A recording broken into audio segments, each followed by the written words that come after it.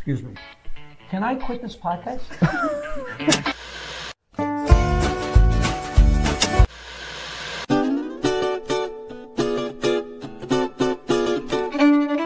I told Eddie Murphy to stay in college so he'd have something to fall back on. I did great advice.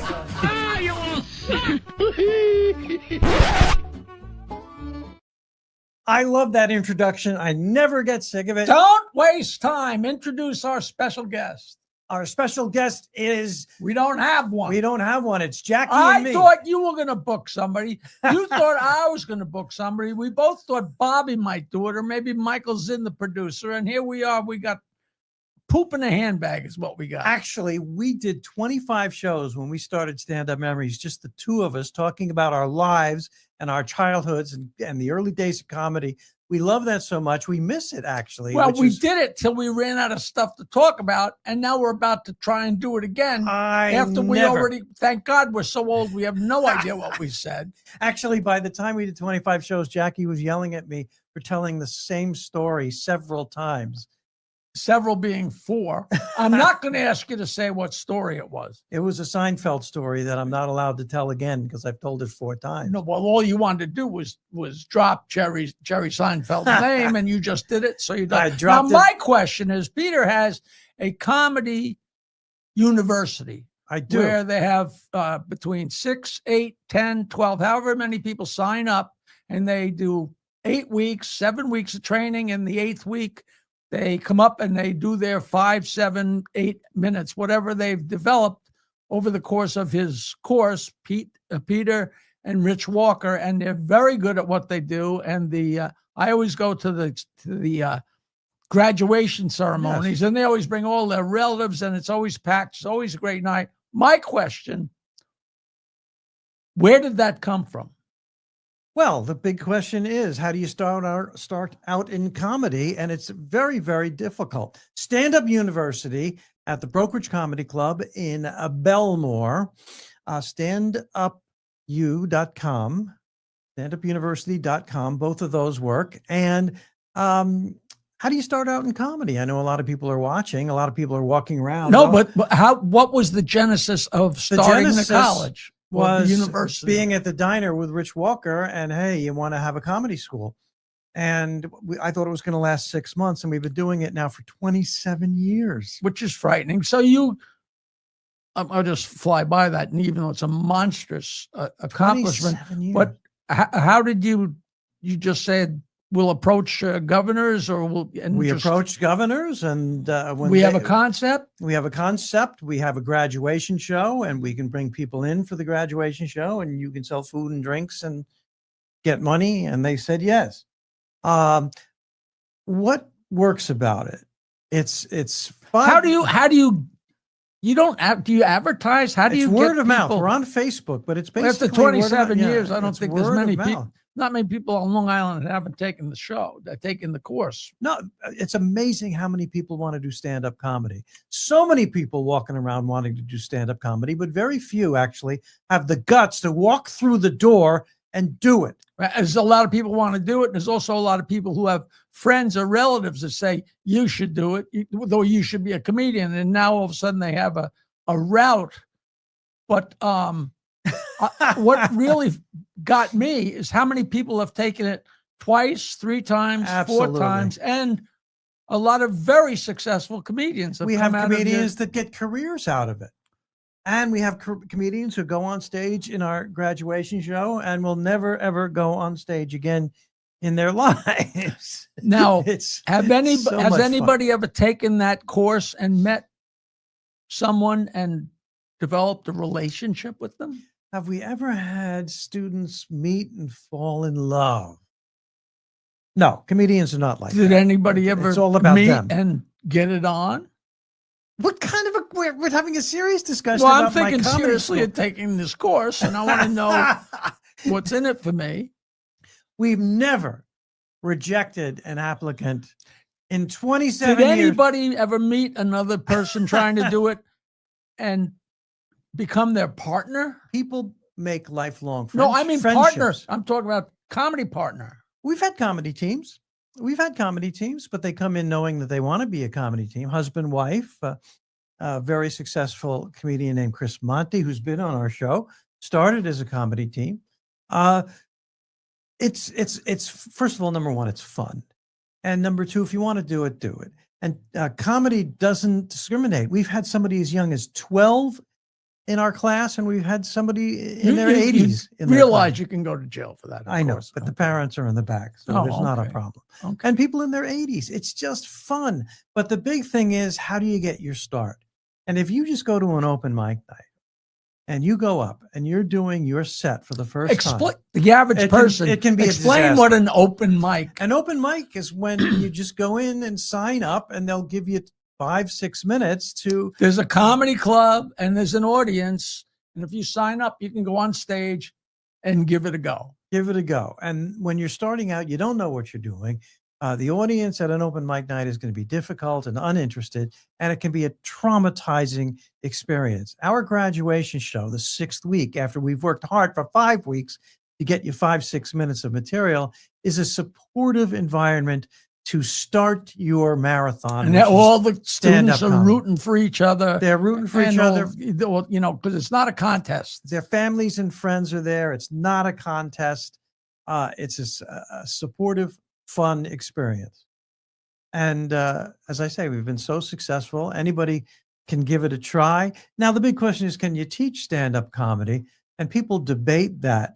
I think there is an element of being naturally funny, but you can teach techniques, and you can help people. Well, you know what we promise to the comedians who take Stand-Up University? We promise we're going to take 1 year off your development. When you're going to hit the open mic nights, because you will eventually, you will look like you've been doing it for a year. It's like somebody that takes up golf and takes a few lessons before they start. Right. You don't want to start cold. Right. Exactly. That's a good analogy. Well, as a golfer.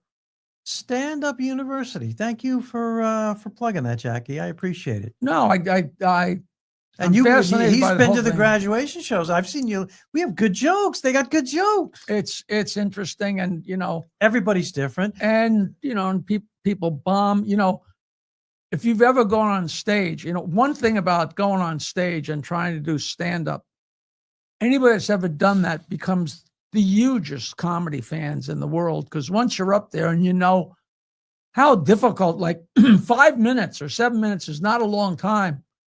But if you're on stage and you say something and nobody laughs, and then you say something else and nobody laughs, that's a long time, 5 or 7 minutes. Like, holy mackerel, it's crazy. And that gives people such a respect for comedy or any kind of entertainment, because once you walk the mile in those shoes, you know. Well, I'll tell you something. Comedy can be addicting. The feeling of being up there and telling jokes and people laughing and people liking you is addicting. It's like you're a conductor conducting an orchestra, and it's like a drug. I've said this many times, and it's true that doing stand-up comedy can be better than sex, especially the way I do it. Especially at your age. I'll tell you, it really is addictive. Because you can have an audience of 300 people or 500 people and kill them and have a wonderful time. But I tell people all the time, if I go down to the post office and the local post office guy, my friend Larry, if I say a few things that make him laugh out loud, I'm good for the day. It's like I got my fix, and people think that's bull, and it is not. It's just there's something, I don't know what. People have all kinds of interpretation, like there's a big gaping hole and you can't fill the hole, but you never can. That's why you see, you know, comedians that are unhappy because they're rich and successful, but you can't fill that hole, you know. So it's so you spend your life trying to fill holes, but that's a whole nother story. And the people who want to be stand-up comedians are so interesting. We start out by trying to find out the topics, the general subject they're going to talk about in their acts. And that exercise involves coming in with 10 things that make you angry. Okay. And you've never told me that. That's interesting. From that, You get subjects that we're going to create material out of. Topic. Next comes the premise after you get the topic, which is your special take on the topic. And then the punchline, the surprise or twist that's going to make the audience laugh. Now, when we started the class, the first week's assignment was come in and tell us 5 things that you really hate and 5 things that you really love. And what we found pretty quickly was that the type of people who want to be comedians have trouble coming up with the 5 things that they love. But they can come in with an I infinite really hate number my of wife. I really things. love my wife. I really hate my job, but sometimes I enjoy my, wow. So overall, it's fun, but it's a big. Now, when you have, it's a big thing to try. If you have 6 people in the class, say, when these people come in for the first, the first class, do they run their ideas of things they hate by you in front of the whole class? That's the second class. The things they hate are the second class. The first class, we get people up on stage and we ask them questions about themselves because we're trying to get to know them. Okay. And give them a sense of being on stage. Yeah. And we've got the class watching, and you've got the 2 professors, Rich and I, watching. What's your name? Where were you born? Who do you live with now? What do you do for a living? How long you been married? And then for the most part, they tell the truth. Well, yeah. And it's quite possible to be, in fact, it's expected to be that you're nervous. But the first day, we were asking them questions where there's no wrong. You're a comedian and a teacher. Why answers. would you be nervous? I'm not nervous. The students. But I still get nervous before shows. I've never seen. I've seen your act, and I would be nervous too. But I think it's normal to be nervous. If you're not nervous, you don't belong in the business. There's something wrong with you if you're not nervous. If you're like, hey, I'm going to go out there, I'm going to be a superstar, and everybody's going to love me,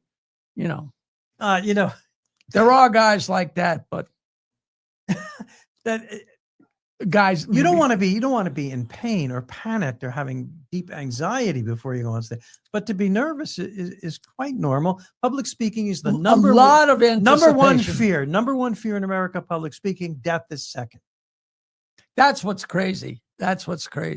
Yeah, like great army generals say that they could walk out into the middle of a battle, and watch the bullets fly by, but they're petrified to get up in front of 100, soldiers and then, say hello and how are you, Just a few podcasts ago, we had comedian Rich Walker on, and he got so nervous when he was at McGuire's Comedy Club that he, went out the back door, and there was a little area and a railing, and he was leaning over the railing, throwing up. He was so nervous, and he looks to his left, and he sees another comedian on the same show throwing up.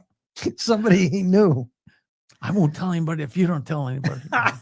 That's great. Stand Up University. Go to standupu.com. Thank you, man. Fantastic fun. Thank you. I want to tell the audience this. And I've never told you how cool I think this is. I think probably one of the most people, if not the most famous person on the planet, if you're over a certain age, is Paul McCartney. And Jackie had a chance, or made the chance, actually inserted himself into making the chance. The opportunity created itself. Okay. And with a little help from your being pushy, Jackie had the chance to tell Paul McCartney a joke. And could you tell that story?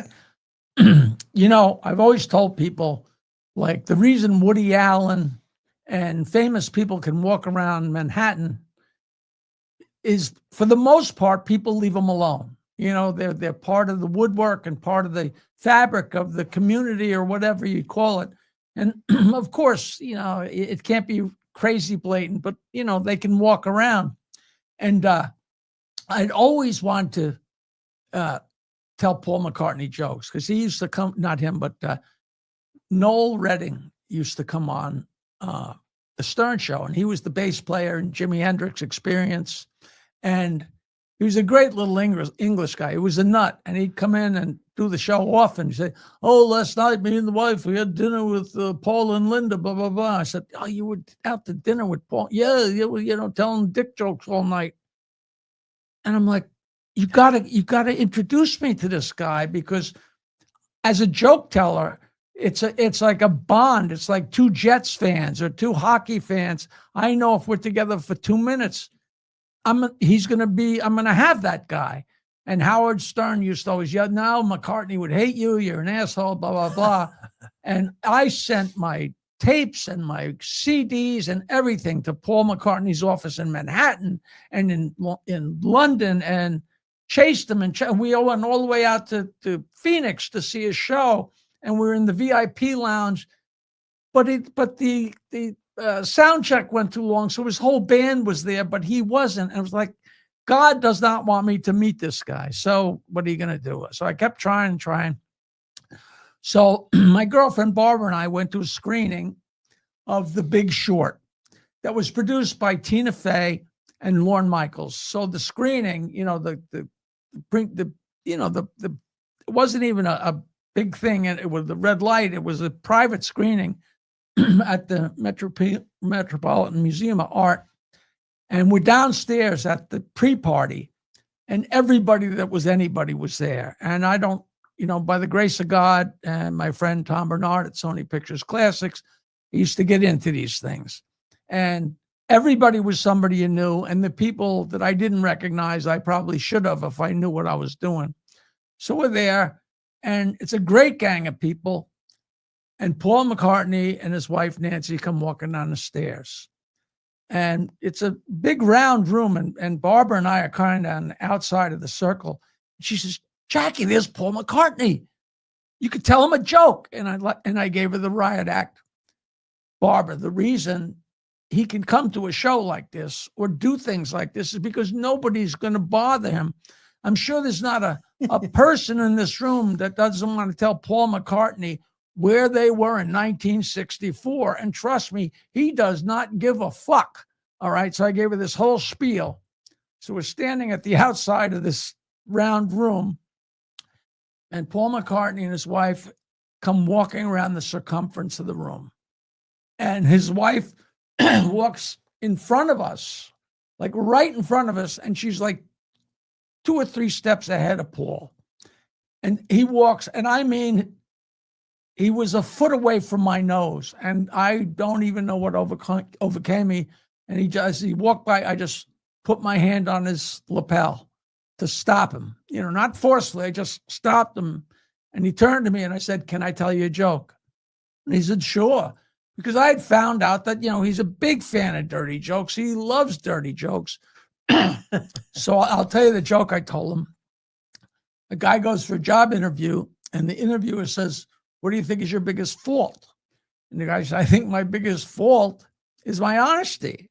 And the interviewer says, "Well, I don't think honesty is a fault." And the guy says, "I don't give a fuck what you think." Okay. So he Great leaves. joke. Oh, that's a good one, mate. That's a good one. I wish he had stood there and said, "Well, I got one for you," but he didn't. He just kept walking. I said to Nancy, I said to Barbara, I know that he's going over that joke in his head. I could tell by the way he laughed, he hadn't heard it before. And I know he's going to repeat it 20 times in the next day just to cement it in his mind. And it was like I didn't hang with the guy and tell jokes. So it's not really, I couldn't really check off the bucket list completely, but I could at least. Oh, you can check it off. Believe me. You told him the joke, he laughed. Meanwhile, to share with you folks, Paul McCartney must have been doing some kind of green screen thing for whatever reason, and they had the camera rolling, and he told a dirty joke in front of a green screen. And all you have to do is Google McCartney and goat, and it'll come up. I don't know whether it's on YouTube. I don't know what it's on, but just go on Google or whatever you use, whatever search engine, McCartney and goat or McCartney dirty joke, whatever. And it's a classic. I'm not going to tell you a joke, but it's a classic dirty joke that's very filthy. And it's sodomy, and it's, all the good things. Let's hear it. All the good things. Let's hear it. So there's a fella goes into the bar, and he says, give me a beer. And the bartender gives him a beer, and he says, you see that fence out there? I built that fence. Do they call me Ernie, the fence builder? No, no. And I saw the way you pulled the pint and filled the pint glass. Do they call you Charlie, the pint filler? No. But you suck one cock. No, in fact, All right. no, that was not his punchline. I apologize. His punchline was, but you fuck one goat. That's why McCartney goat. And it's so funny to see Paul Okay. McCartney telling a great dirty joke, and it must be 30 years old, the clip. You know, That's hysterical. and if they haven't taken it down by now, I mean, I saw it as recently a month ago, because you tell somebody that, and they're like, there's no way. There's no way. And there is way, you know. So I hope Paul, one day we'll get together and tell jokes. I exchanged jokes with Willie Nelson via email for the last 30 years, and nobody likes dirty jokes more than Willie. And I used to get up and tell jokes with Les Paul, who's we lost years ago, but you know, these old guys just love dirty jokes. And I'll wind this up with something I've said 100 times in this show. A huge fan of dirty jokes was Albert Einstein. Oh, I love this. That's a true story. And Albert Einstein's favorite joke was, my dick isn't that big, but I love every foot of it. Which is just wonderful. And every time when Albert Einstein was a teenager and he used to play with himself, what would they call it, Jackie? A stroke of genius. Thank you very There, much. why not? Why not? And what is scary to me, and this show has got to keep perpetuating and telling these stories and keeping these people alive, because I teach history to young people. And I was talking about 1963. And I was talking about these 4 young men with their mop tops and their energy and their new sound that came to America. And not only did they change the course of music history, they changed the course of history itself. And a kid right down front said, you mean Green Day?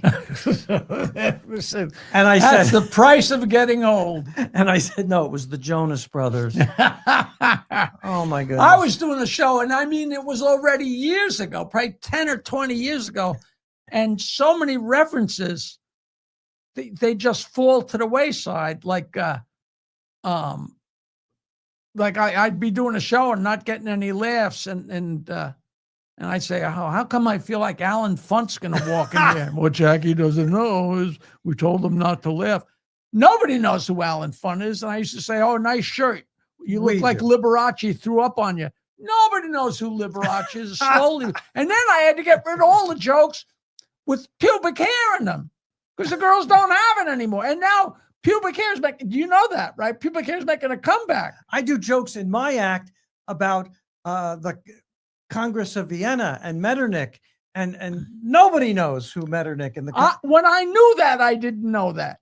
Talk about ending the show on a high point. We have to talk about where we are. We are at Paradise Studios in Massapequa, right here on Long Island.